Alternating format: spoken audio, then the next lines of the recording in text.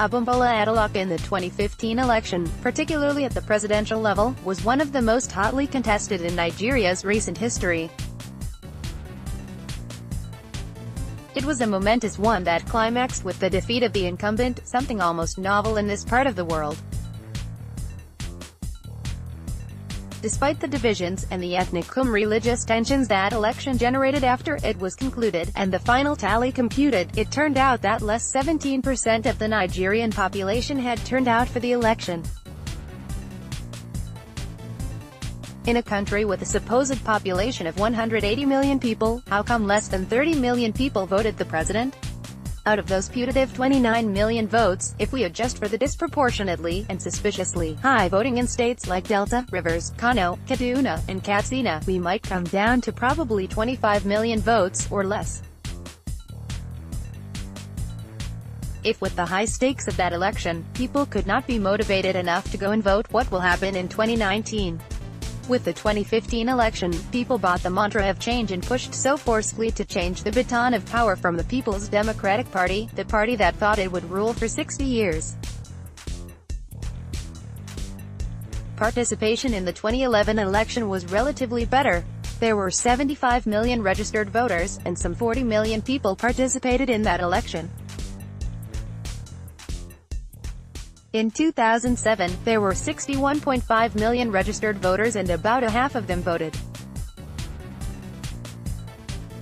Between 2007 and 2015, Nigeria's population increased by more than 36 million, yet the number of voters declined. A quick and necessary caveat though, Nigeria is a notoriously difficult space to trust when it comes to the integrity of empirical data. The fact that that number of registered voters were documented does not mean that was the actual figure of those that were either registered or who voted. Since Nigeria's process of computing figures is not always a reliable exercise, and an objective means of evaluating voting patterns in Nigeria has yet to be developed, one has to work with what one is given.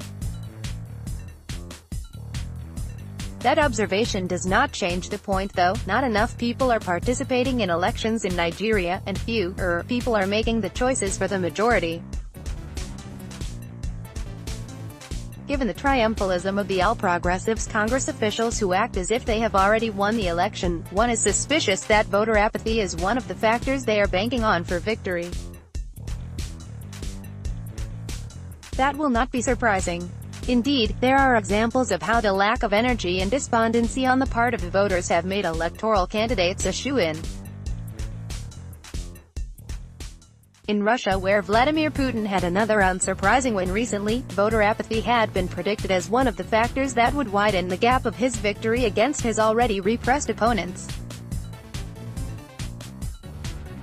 In Malaysia, where a non-Nigerian recently won an election despite the incumbent's desperate efforts to retain his office, analysts also concluded that apathy on the part of the voters who did not see a headway between their Prime Minister, Najib Razak, and his contender, 92-year-old Mahathir Mohamad, was also a determining factor.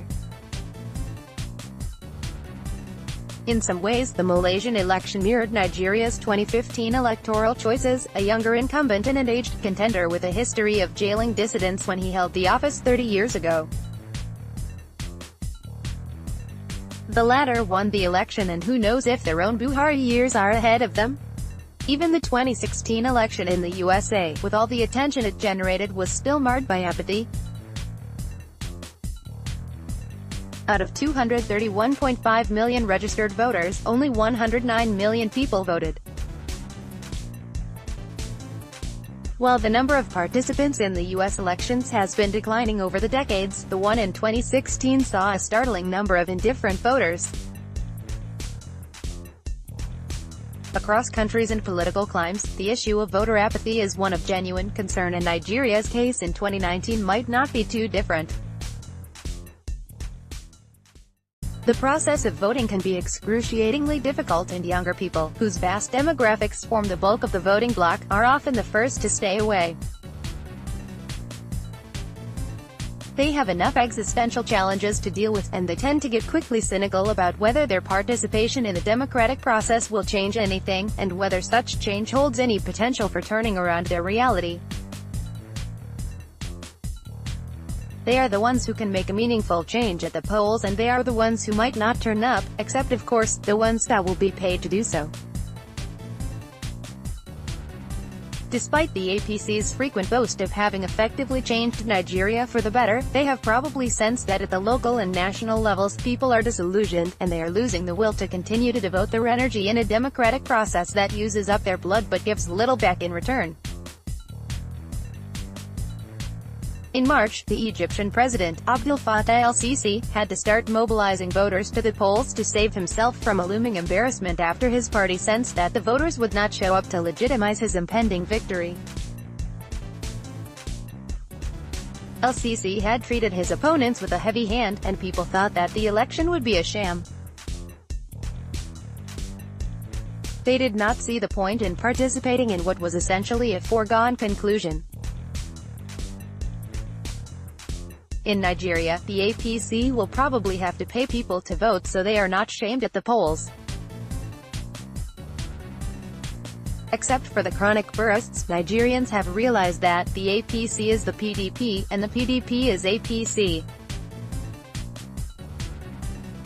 It's the same devil in different costumes, and it did not take long for the APC to unravel. There is an atmosphere of cynicism that is being created as a consequence of the realization that neither party has much to offer regarding viable candidates with the philosophical vision and the managerial acuity necessary to create the change that the country needs. If both of the parties run for elections next year, it would merely be more of the same.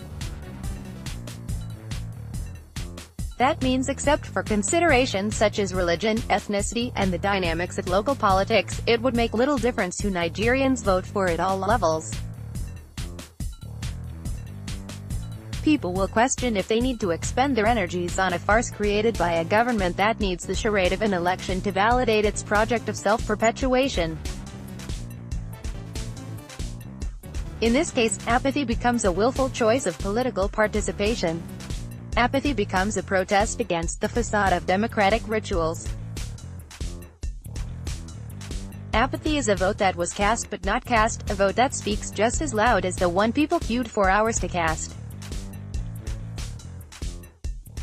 While people on their part might be too frustrated, disillusioned, and alienated from the political system that is meant to serve them and therefore refuse to vote, it is also possible that the government itself is counting on voter apathy as a part of their strategy to win.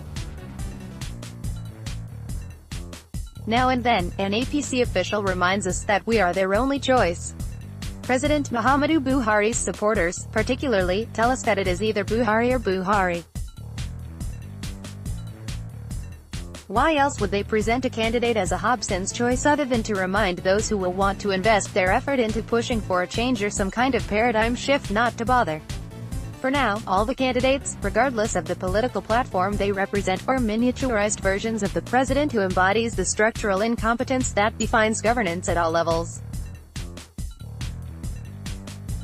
To try to run from him is to run into him elsewhere, and therefore, the refusal to vote begins to look like the most enlightened choice. Unfortunately, those who refuse to turn out to participate in civic processes pay for their non-choice in many other ways. The amount of physical, mental, and emotional energy they save from not voting is sapped from them in other ways. Copyright Punch. All rights reserved. Material, and other digital content on this website, may not be reproduced, published, broadcast, rewritten or redistributed in whole or in part without prior express written permission from Punch. Contact via email. Protected. Visited 439 times, 10 visits today.